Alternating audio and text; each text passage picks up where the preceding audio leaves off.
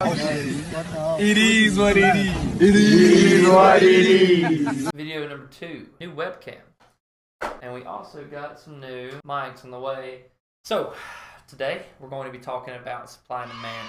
This is the bare bones step 1 to any market evaluation you can really find. But it is very important that you do understand this concept and how the dynamic works between supply and demand and how you can apply it to your own life. Investopedia defines this as the law of supply and demand is the interaction between the sellers of a resource and the buyers of a resource.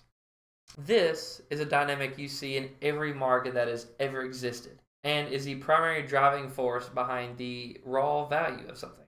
So let's use some examples. We'll start with the automobile market, something that I'd say everybody's familiar with, price of vehicles, cars. So the supply in this market is quite easy. It's just simply the amount of vehicles that is listed up for sale at the moment. And the demand in this market is how many people are simply looking to buy a vehicle. The rules of this are simple. If there are more vehicles listed than people looking to purchase a vehicle, then the value of each vehicle becomes less. Therefore, the sellers have to lower the price or risk just not selling all your vehicles. Keep in mind, the opposite works for the other side. If the demand in which this is to buy vehicles is a lot higher than the supply of vehicles, then the price of each vehicle goes up because you now have each individual person trying to fight and outbid the other for said vehicles. Alright, so let's break this down. We're going to talk about supply. So supply in this side of the relationship is closely related to the law of scarcity. The law of scarcity states that the more access you have to a product or a resource, the less valuable it becomes. Okay, so back on supply. In the market, there are various ways for supply and or scarcity to affect the market. This could include sanctions on a foreign country's goods, the unavailability of labor to produce said supply, or government regulations making it more expensive, such as tariffs or environmental concerns, EP, or just simply something more relatable, a worldwide epidemic that shuts down global transportation and trade could also hinder supply. Now, on contrary, demand is usually a lot more consistent. Demand is simply the need of people or someone to buy these products and or resources. Now, you can't artificially lower demand as easily. Demand is often controlled by needs or wants. So, knowing this, things people need on one hand, such as a stable food supply, water, shelter, housing, stuff like that, obviously is in really high demand because people simply cannot live without it.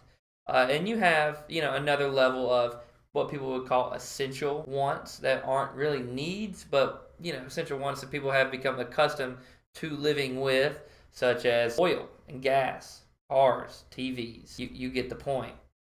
But as far as these needs and essential wants go, the demand isn't going away fully. Now, the other side of demand, wants, are on a very different scale. So they vary between how much the demand is and how much it isn't. So depending on location, quality of life, things like this, the demand for certain items, and you can see the demand of these things fluctuate over time, such as a boat or a golf course near you. Demand can be higher with these things and sometimes even needs, but they're very, very rare and more than likely into high class society.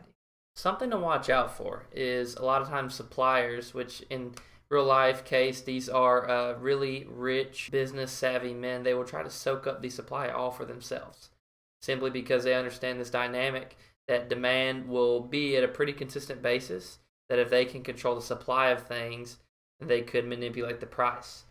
For an example, a bunch of countries that sell oil in the Middle East, they're in a pact called OPEC. And every now and then what they will do is they will come together and artificially strangle supply by not pumping, not drilling, not sending oil out as much as they usually do. And what this does is people still have to drive their cars and get their oil and get their gas just like normal. But since the supply is strained, it forces people to raise the prices for this and therefore expanding on their own profits. So this is something to definitely understand. I want you to look at the global markets and things like this on a big scale, especially when it comes to time to vote in the ballot box and elect our leaders. So, wrapping things up, you can apply the supply and demand dynamic to about any marketplace. Housing, job market, even the dating market with, the amount of people and such. But learning to understand this concept will put you at an advantage and getting ahead of the financial future of your own life. I appreciate you watching this. This is my second video, trying to improve on the first one. Got a better camera and working on getting some better stuff. The squeaky chair is gone. Javier requested I get a new one, and so I did. So thank you for your input. If there's any input on this video that I could add, make it better, let me know.